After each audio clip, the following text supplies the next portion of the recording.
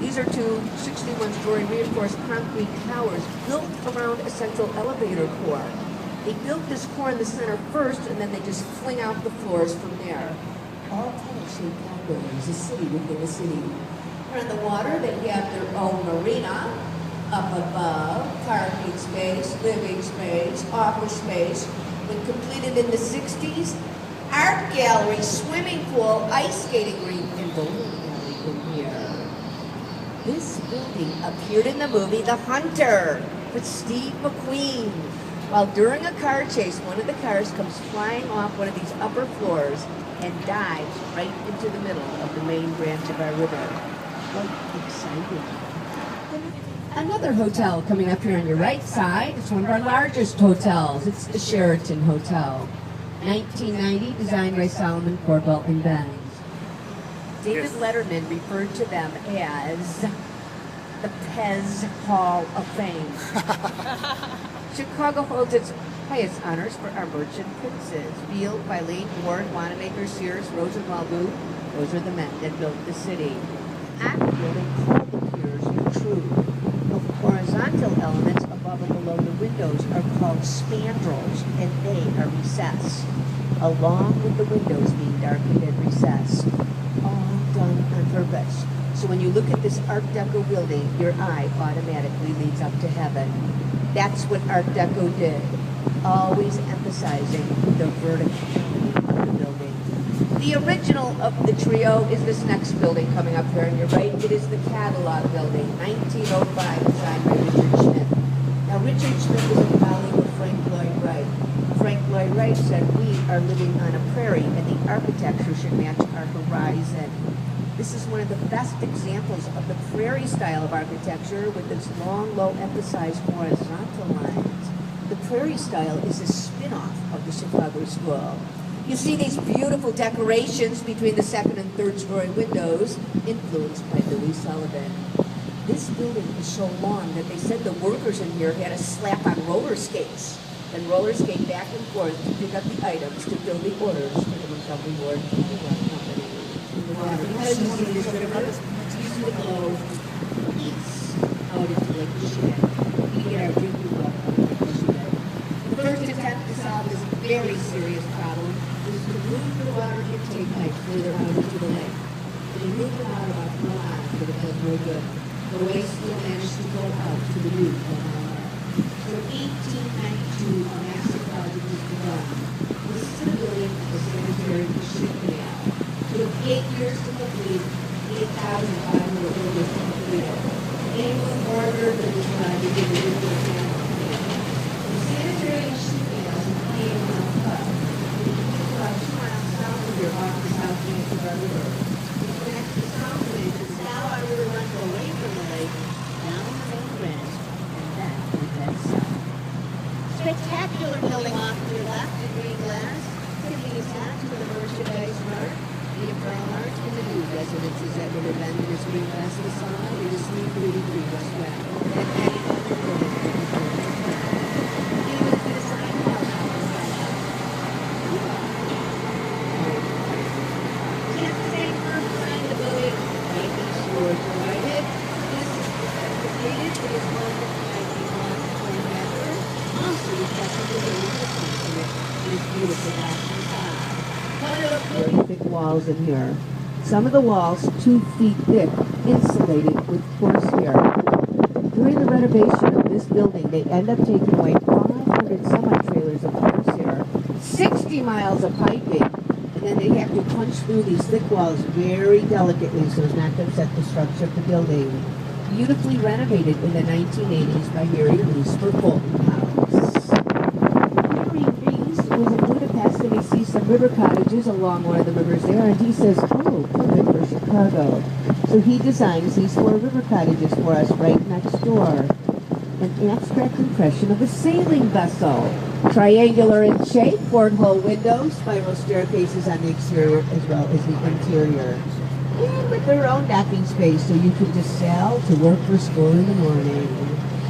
Back to the right side, an upscale health club. This is our East Bank Club, 1979, designed by Gordon and Levin. You will see the transition in architecture with this next building coming up here on your right. 1884, designed by Jim Stefano in the 1980s. No longer that classic look in the modern style, this post-modern building is going to sight on the river. Curves in the curve of the river here.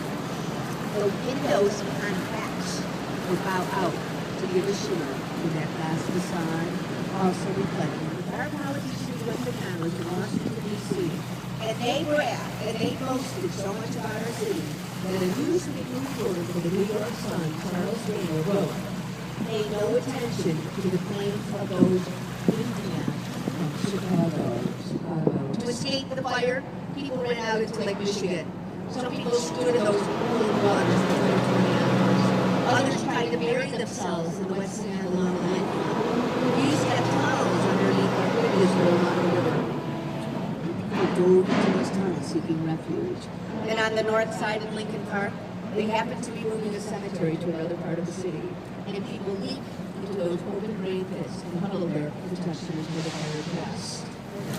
In the original design, it was supposed to be an Egyptian sphinx sitting on each of these clock towers here. That didn't quite happen, but you do see here in the clock towers, these lower-key sculptures depicting the history. Carl Sandburg had his office in this building. You will see the influence of these the next two buildings coming up here on your right is Gate and Gate 1 and Gate 2 of the 1960s, designed by the firm of Sandburg. Also designed with the end of the vibration of the trains that run right below them. These buildings have all the characteristics of that modern style of architecture, perfectly proportioned exteriors. Very stable. But you put a lot of stars together to make the height go up. So, you got to do it. 466. Raise them up to the 90th. If you took the Sears Tower in color design, it would be at that time was one of the richest men in all of the United States. Due to some shady investments, and of course this was the time of the Great Depression, sandwiches were found in the subway in Paris in 1938 with nearly 85 cents in his pocket. Was one of the richest men in God, absolutely. Birds with the bird of the river here. Buildings right here to match the river, the streets, William Patterson and Fox was a very rare opportunity in their outfit. He had no notice about a bird to wake up. And it wrote, pulls out the harness on his building to exactly match the river in 55. Another postmodern building to be his hat. Also coming up on your right, one of the last of the old wedding cake styles. This is our jeweler building, capped off by an elegant classical dome. 1926. Who are you working on? Leading architects. Jewelers. Now the jewelers used to be this building is a very bizarre art facility. And you have a car elevator in here. Now you could drive your car into this elevator and then the elevator would take them right up to their office floor and they could pull out of the car. I think it's sort of ironic. The jewelers were going to be involved. Guess who had a speakeasy in there on the 34th floor called the Stratosphere? Here you right along the water, here's the Stratosphere. This is after Charles Becker. He's kind of that man who was in Chicago there in 1909. He was built in the 1920s. Once again, that classical divided style reflects those elegant European sensibilities as along the famous rivers of the world. Up ahead, this is the architectural heritage.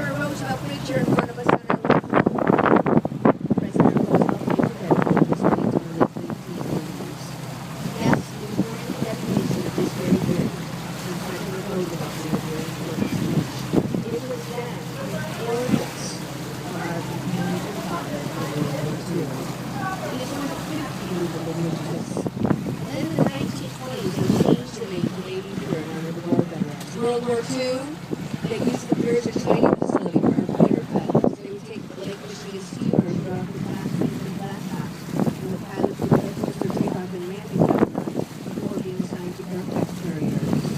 Night weather ceremonies. Streeter starts one of the first wet-like districts in the city of Chicago. Well, Fairbanks, one of the billionaires now moving over here to the north side, looks out one day to see this eyesore. So he goes out to face Streeter and he says to him, "You have to leave on your riparian rights." Streeter says, "No way, I have squatter rights."